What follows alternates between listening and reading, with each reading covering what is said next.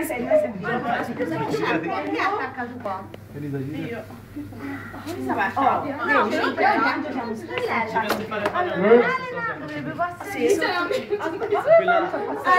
se loro se la passano sono io. Vai, perché io non ci posso passare. No, te devi stare.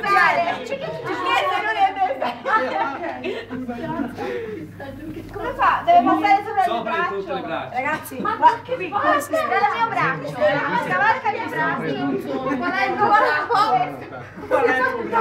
Si gira questo. Credi sta prendendo. Credi sta prendendo. Con i attacchi. Aia. Con i tacchi un prende le mani perché c'ha. Perché devo fare? Vai, una.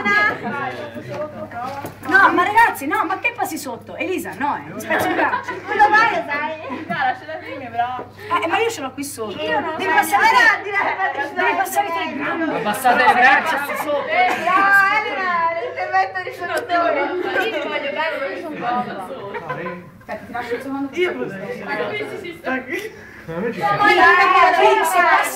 passi te è fatta. Ne ha pezzi ignoranti, no? Passa di fuori. Devi passare qui. Anche lui, l'acqua buona. Devi passare qui. Lo so, si passa, no? Il problema è che... Ma io non capisco le mani di chi sono.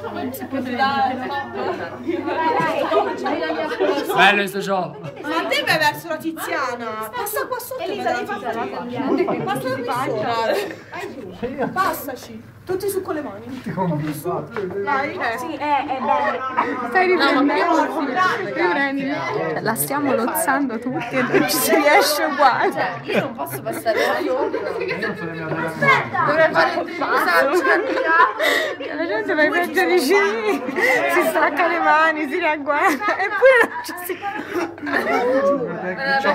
Ma chi c'è lì? No, mi sento più basso. Me la mi davo quella lì? Lo so, la mia c'è l'educazione. C'è un problema in più. C'è un problemino in più. Il problema è che c'è la Chiara qui. Si rafforza. Mi posso più alzare. Basta.